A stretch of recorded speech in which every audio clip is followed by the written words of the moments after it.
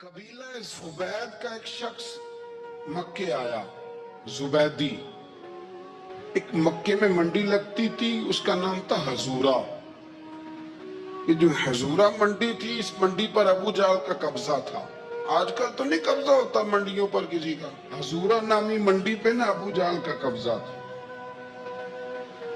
اونٹ بڑے خوبصورت تھے، شاندار تھے۔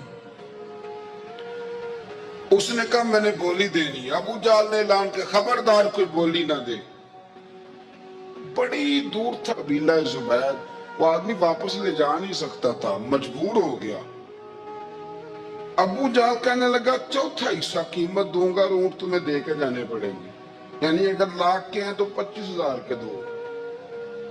بندہ بڑا پریشان ہوا، چودھریوں سے بات کی تو کہنے لگے بدماش بڑا ہے، ہم شریف لوگ ہیں، شریف اور بزدل میں بزدلی کو شرافت کا نام نہ دو۔ پکی بات کر رہا ہوں، شریف اور بزدل میں شریف ضرور بنو پر بزدل نہ بنو۔ جی ہم جی شریف لوگ ہیں جی، وہ کیا مطلب؟ کوئی پاس نہ آیا، وہ بیچارہ نہ کونے میں بیٹھ کے رونے لگ گیا۔ کہنے لگا میں کدھر جاؤں یارو، میں واپس بھی نہیں لے جا سکتا، اور چوتھے حصے میں دے کیسے جاؤں، اتنا نقصان۔ وہ رو رہا تھا تو کہیں حضرت زید بن ارقم نے سن لیا۔ آپ فرمانے لگا کیوں روتا ہے؟ کہنے لگا یار میں نے تو اہل عرب کی تعریف سنی تھی، میرے ساتھ کھڑا ہی کوئی نہیں ہوتا۔ تو آپ فرمانے لگے تو نے عربی دیکھا ہی کب ہے؟ اگر کائنات کا حسین و جمیل عربی دیکھنا ہے تو جا حرم مکہ میں بیٹھا ہے، مکھ چند بدر شاشانی تے متھے چمک دی لاٹ نورانی، کالی زلف تے اکھ مستانی، مخمور اکھی ہے نا مت بریاں سبحان اللہ۔ ما اجمل کا ما احسن کا ما اکمل، کتھے مہر علی تے کتھے تیری ثنا، مشتاق اکھی کتھے جال۔ تو نے دیکھا کب ہے؟ اگر عربی دیکھنا نا تو وہ بیٹھا ہے، جا جا کے حرم میں ٹیک لگائے، مظلوموں کے والی، غریبوں کے ماوا، رسول رحمت۔ ایک سادی سی چادر اوڑے حضور بیٹھے تھے۔ وہ زبیدی قطب میں آیا، نبی کریم کو بات سنائی۔ حضور فرمانے لگے این الجمل کا، او کدھر ہے تیرے اونٹ؟ عرض کی حضور وہ وہاں ہیں۔ فرمایا چل نا۔ حضور کوئی بولی نہیں لگا رہا، کوئی خرید ہی نہ، ابو جہل گنڈا پڑا، اس کے ڈر سے سہم گئے۔ حضور فرمانے لگے چل نا، میں بولی لگاتا ہوں۔ اور دیکھو نرخ بازار محبت کا انوکھا ہو گیا، خود خریداروں شامل آ کے مولا ہو گیا۔ نبی کریم نے حضرت سعد بن ابی وقاص کو بلایا، حضرت عمر کو، حضرت ابو بکر کو، مدد کے لیے نہیں۔ حضور فرمانے لگے میری جیب میں پیسے تھوڑے ہیں، ظاہری طور پہ تھوڑے ہیں، ورنہ تو کائنات کے خزانوں کی کنجیاں حضور کے پاس۔ تھوڑے تھوڑے پیسے دو بھی بولی دینی ہے۔ سب سے پیسے لیے میں چلو بولی لگانے چلے۔ حضور آئے، اللہ اکبر، یہ میرے رسول کا طریقہ ہے، آؤ ذرا تھوڑی دیر کے لیے سوچیں۔ ابو جہل بیٹھا ہے بڑی مسنت پہ، قربان جاؤں مدینے والے ابھی۔ وہ زبیدی کہتا اس کے کپڑے مہنگے تھے، حضور کے سادے تھے۔ اس نے بڑی پگڑی باندھی تھی، حضور کی سادی تھی۔ کہتے وہ آنکھیں اٹھا کے بات کرتا، مدینے والے نبی آنکھیں جھکا کے بات کرتے۔ وہ بولتا جاتا، حضور تھوڑے تھوڑے سادے سادے ٹھہر ٹھہر کے جملے بولتے۔ کہتے ہیں نبی کریم علیہ السلام اس کے ساتھ آ کے حضور بیٹھ گئے، اور فرماتے ہیں میرے رسول کریم نے اپنا جبہ سیدھا کیا، پگڑی کو حضور نے سیدھا کیا، فرمایا چل لگا بھائی گولی۔ ایک اس نے لفظ بولے، پھر حضرت ابو بکر نے بولی دی، پھر حضرت عمر نے دی، پھر سعد بن ابی وقاص نے دی، پھر زید بن ارقم نے دی، پھر رسول کریم نے دی۔ وہ کہتا ہے جتنے میں بیچنا چاہتا تھا نبی پاک نے ڈبل میں میرے اونٹ خریدے، ڈبل میں اونٹ خریدے میرے رسول۔ سلام اس پر کہ جس نے دشمنوں کو بھی کبائیں دی، سلام सलाम उस पर कि जिसने गालियां सुनकर दुआएं दी। और मेरे आला हजरत कहने लगे जाओ जाके ऐलान कर दो गमजदों को रजा मुजदा दीजिए कि है बेकसों का सहारा हमारा, बेकसों का सहारा। जाओ गमजदों को रजा मुजदा दीजिए कि है बेकसों का सहारा। रसूल करीम सल्लल्लाहु अलैहि वसल्लम ने ना खरीदा माल, और हुजूर सैयद आलम वहां से निकले, और निकलते वक्त हुजूर फरमाने लगे अबू जहल तेरी आज शिकायत आई है, आज के बाद ना आए। मक्का सारा उसके साथ है, हुजूर की मुखालफत हो रही है, 40 लोग हैं सिर्फ कलमा पढ़ते, और दीन का काम दारे अरकम में कैद होके करना पड़ता है। लेकिन जब जालिम के खिलाफ निकले हैं तो फिर दारे अरकम में बंद होके नहीं, फिर मैदान में निकले, और फरमाया आज के बाद तेरी शिकायत ना आए। कहने लगा जी बिल्कुल नहीं आएगी, मैं आपको मौका नहीं दूंगा। हुजूर चले गए तो पीछे सारे काफिर उसके गिर्द इकट्ठे हो गए, कहने लगे हम पे तो बड़ा रोब डालता है, अब तुझे क्या हुआ, पानी पानी हो गया, तू क्या कौन सा सांप सूंघ गया, बोला ही नहीं। कहने लगा मुझे लातो मनात की कसम, जब मुस्तफा करीम मेरे पास आए तो उनके साथ ऐसी ऐसी ताकतें थी, नेज़े थे, पर्चियां थी, भाले थे, मुझे लगता था मैंने सी की तो मेरे टुकड़े टुकड़े कर दे। कहने लगे जा पागल हो गया, उनके पास तो छड़ी भी कोई नहीं थी, वो तो खाली हाथ है, बकवास करता है, कुछ भी नहीं था। कहने लगा मानो ना मानो, उनके पास बड़ा कुछ था। और अगली बात जो उसने की वो तारीख में महफूज है, वो तारीख में महफूज है, वो तारीख में महफूज है, वो तारीख का हिस्सा है। अबू जहल कहने लगा उठते ही कि मुझे लगता है जब तक मोहम्मद इब्न अब्दुल्ला मौजूद है ये हमें जुल्म नहीं करने देंगे, ये हमें कोई ज्यादती करने, तारीख में महफूज है जुमला अबू जहल का। कहने लगा जब तक ये मौजूद है हमें कोई ज्यादती करने। हजरत फरमाया करते थे जिंदा नबी के मानने वालों जिंदा बन के जिंदगी गुजारो, जिंदगी जिंदा दिली का नाम है, मुर्दा दिल क्या खाक जिया करते।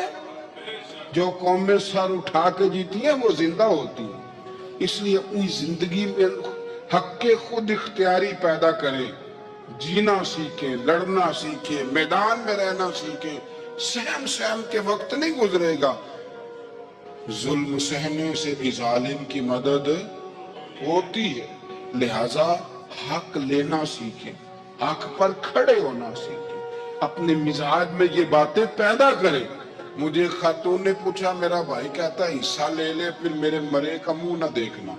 मैं कहा पुत्र तू हिस्सा लाया ना मुंह देखी होगा, कोई जरूरत नहीं, मुंह ऐसे जालिम का मुंह वैसे भी नहीं देखना चाहिए जो बहनों का हिस्सा खा जाए।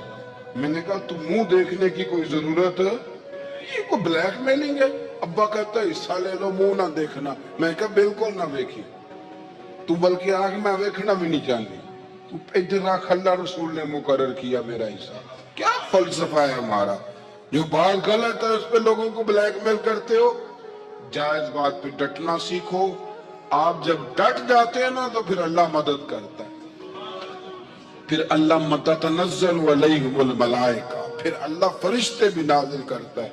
हुजूर ने फरमाया जो जान की हिफाजत करते मर गया वो भी शहीद, जो माल की हिफाजत करते मर गया वो भी शहीद, जो दीन की हिफाजत करते मर गया वो भी, जो खानदान की, अपने घर की, अपने बच्चों की हिफाजत करते मर गया वो भी।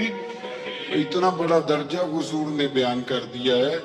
तो कभी भी जिंदगी में जालिम के सामने सरनगू न होना, कच्चे पिलपिले होने का कभी भी इज़हार न। हजरत तमीम दारी रज़ी अल्लाह तआला अन्हु फरमाते हैं कि हम खड़े थे, एक ऊंट दौड़ता हुआ आया, नबी करीम सल्लल्लाहु अलैहि वसल्लम के पहले उसने कदमों पे सजदे किए। सहाबा कहने लगे हुजूर हमें भी इजाजत दें। फरमाया वो तो बेजुबान है, उसे तो पता कोई नहीं, पेशे नजर है वो नौबहार, सजदे को दिल है बेकरार, रोकिए सर को रोकिए यही तो इम्तिहान है। فرمایا اسے کیا پتا، تم تو مکلف ہو شریعت کے، تمہیں اجازت نہیں ہے۔ اور اعلیٰ حضرت نے 2 ٹوک لکھا ہے، فرمایا سوائے خدا کے کسی کو تعظیمی سجدہ بھی حرام ہے۔ یہ نوٹ کر لے میری بات۔ اور اعلیٰ حضرت نے فتاوی رضویہ میں لکھا ہے کسی قبر پہ جاؤ تو 4 ہاتھ دور کھڑے رہو۔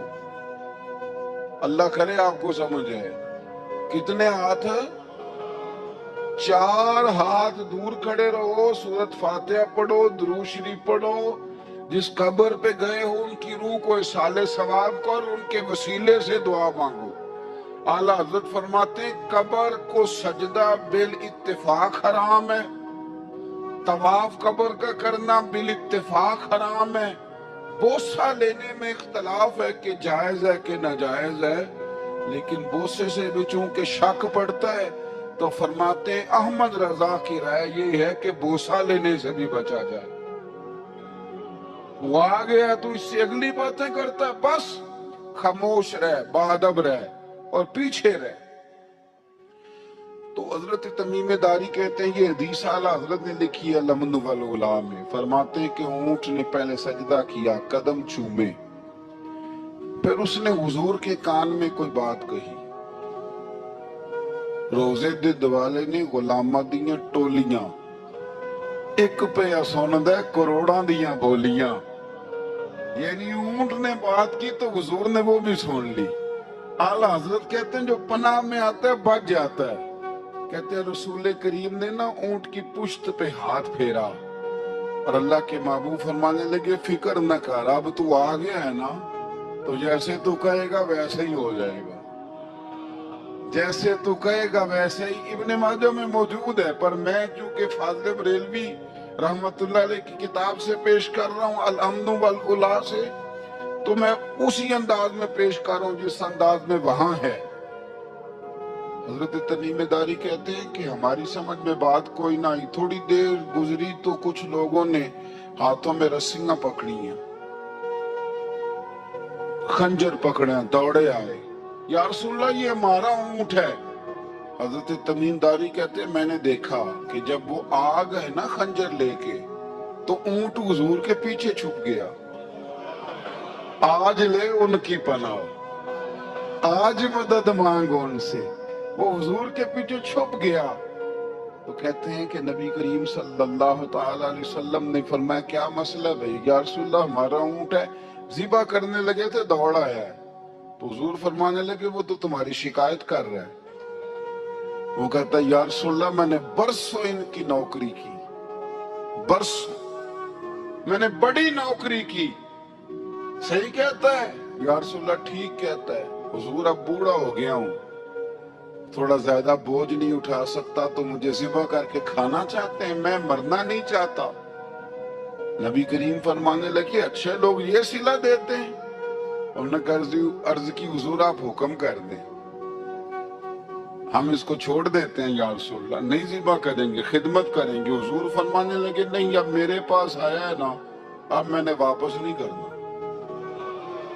آج ہو گیا ہے، آج لے ان کی پناہ، آج مدد مانگو ان سے، آج ہو گیا یا رسول اللہ پھر رکھ لیں۔ حضور نے فرمایا نہیں بھائی پیسے بتاؤ کتنے؟